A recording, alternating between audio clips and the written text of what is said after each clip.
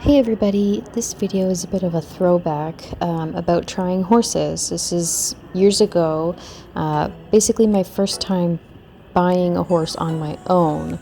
So going out to look at, and you'll see 3 different horses in this video. All of them were advertised as amateur or confident beginner safe. And this is one, he is a gelding. And you can see right away I'm struggling to get him to go in the way that I want to go. And again, my leg is not as strong as it is today, obviously, but I can still hardly make him go. And it was a lot of leg work, even more than, you know, the stubborn kind of lesson pony that you get.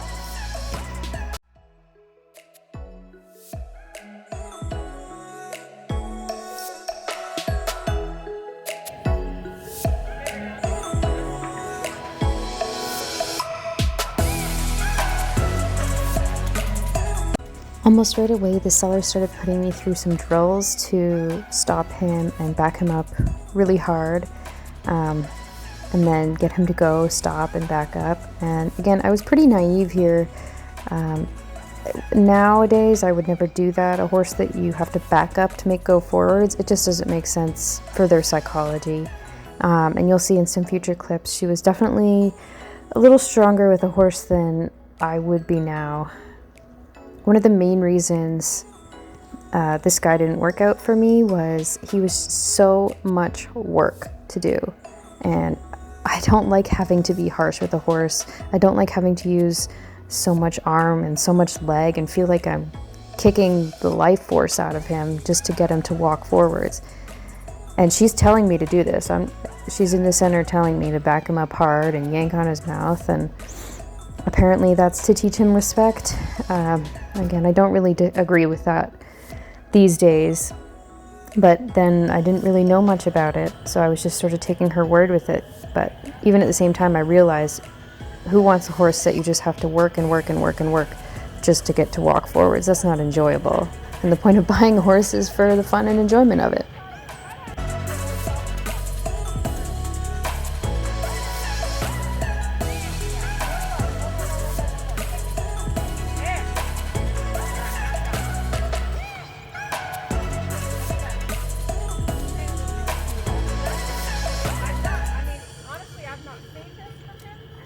But again, since I've got him back, the only people who've ridden him have been a couple people who know him really well. And so he knows them, he knows me. I don't know him at all. So we've got to figure out what be nasty to him.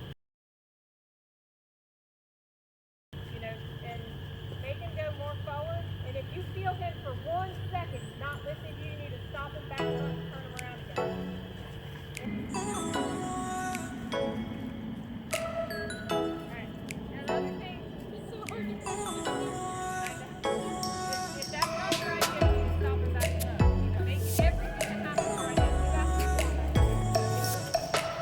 I agree with the seller here. If something's not your idea, you have to make him listen. But stopping a horse and backing him up in order to encourage forward movement is just the opposite of what you want to do. It's not going to succeed. All you're going to do is annoy and confuse the horse.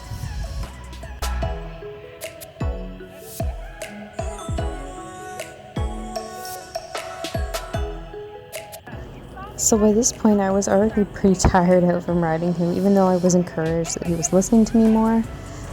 Even with that canter depart, he went right on my cue. But then I tried to turn him left, and he was pulling me around to the right, and it looks like I intended to go that way, but I definitely didn't. And he's still on the wrong lead, so that was another thing that made me not excited about him.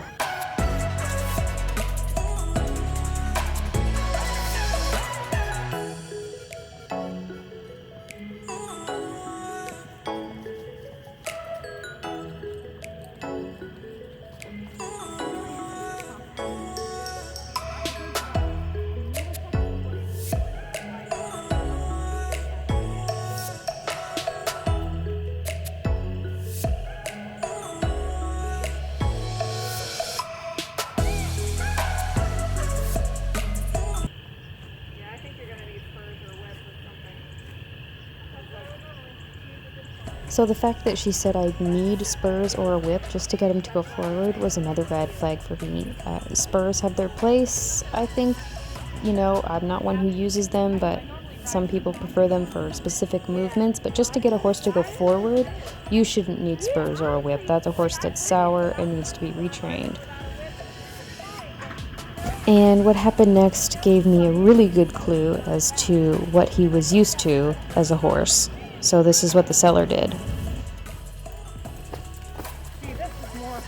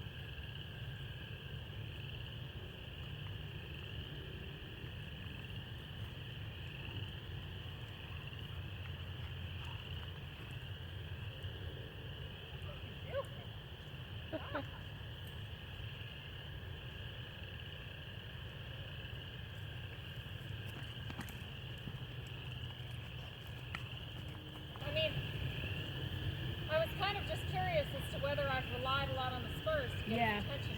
And you This was just really sad for me to watch back, but you can see why I didn't choose to buy this horse for various reasons: the stubbornness, the sourness, and his treatment. This is another horse I tried. This was a Hanoverian mare, and I was very excited because I'd always loved the Hanoverian breed. And she was fun, but I also didn't end up purchasing her. The issues were completely different, but again, she didn't really suit me all that well.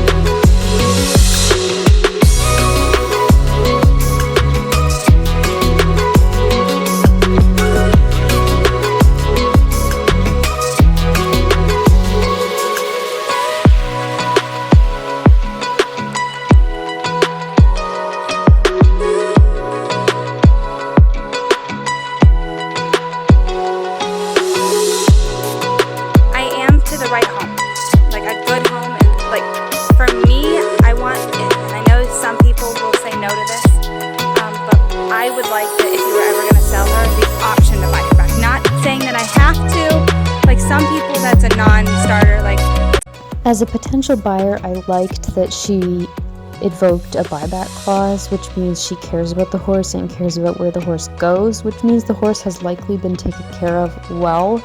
If you run into somebody who doesn't mention that, it doesn't mean necessarily that they don't care about the horse, but they could be a reseller or something like that, a trader, a dealer. But this made me more confident that it was just an individual selling a horse that they liked. Know where she's going, and if I was in a position to purchase her back at the time, I would just like the option.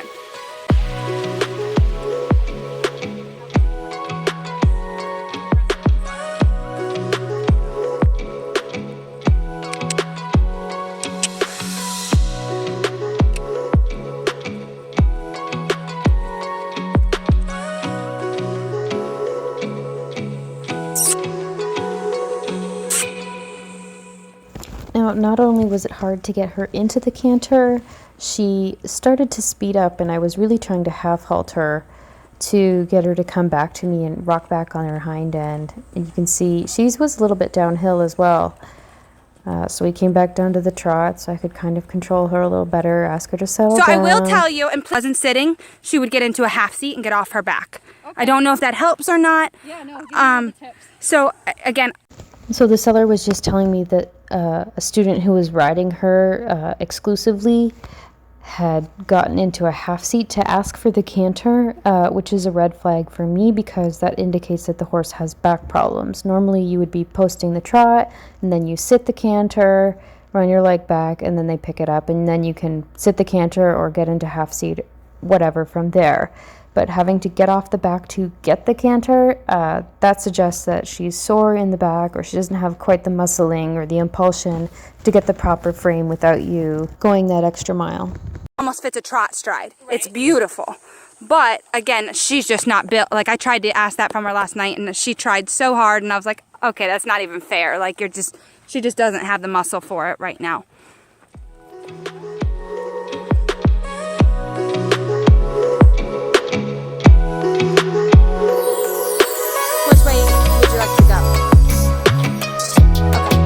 So I just want to make sure that I can get it for you.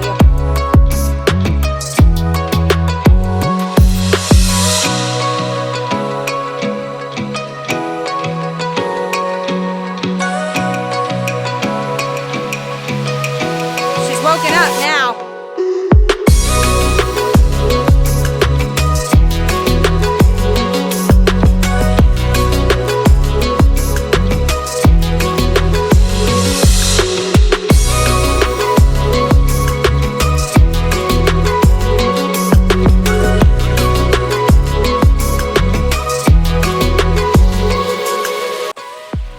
So if she doesn't make a clean change like that, it can be like a little, when she doesn't make a clean change, it can feel kind of bumpy like that. But she did like a stride after she fixed the back end. Typically, she's really good about landing her leads off a fence, like if she knows where she's going. Yeah, she was perfect when she rode it. But, you know, it's also, again, it's hard because as soon as you land this, there's dips, you know, so they feel it, they know it. And just to explain what happened there, I did the cross rail and she landed on the improper lead.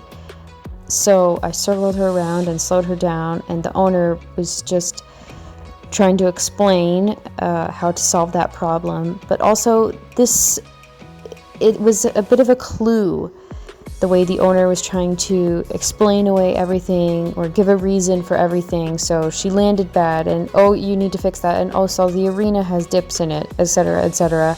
And yes, I understand arenas can be uneven, mine is too sometimes. But if an owner is just constantly trying to explain away every little thing, that can be another red flag too. Motivated seller, but also you're probably not getting the whole story on the horse's true movement.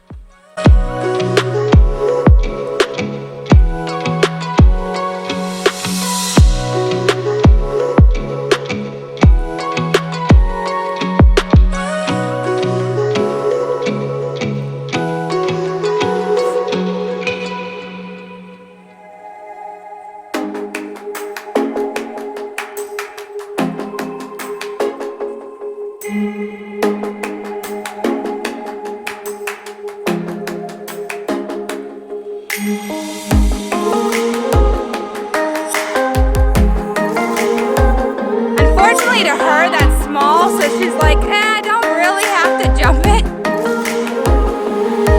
And that was that for this horse. So she was pretty strong in the face and with the bit, and yes, she was easy to stop, but it was hard to half halt her and get her to come back to me.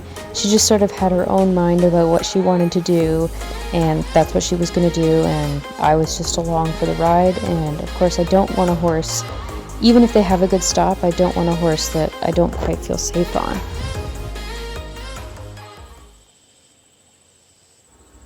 Here's another horse I tried.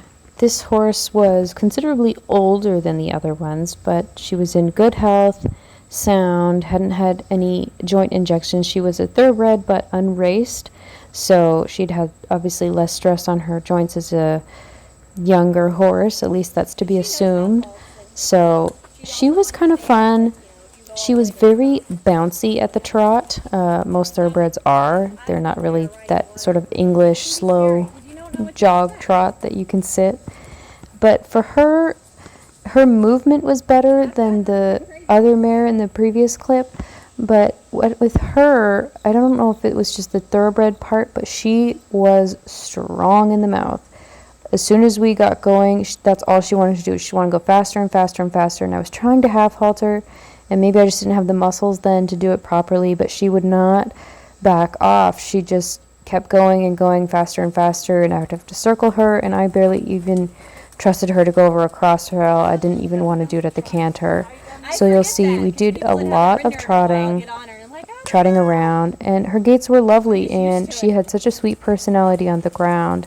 And if it wasn't for her being strong in my hands, she definitely probably would have been a better fit for me, and I probably would have gone forward from there. Even though she was a bit older, horses are living longer these days, and there's all kinds of medications and palliative supplemental care that we can give them to make sure they're comfortable. And of course, I'm not looking for a heavy competition horse, just kind of a fun, do whatever horse. She canted around the little cross rails, no problem. Didn't take off, didn't do anything. Not that I know of.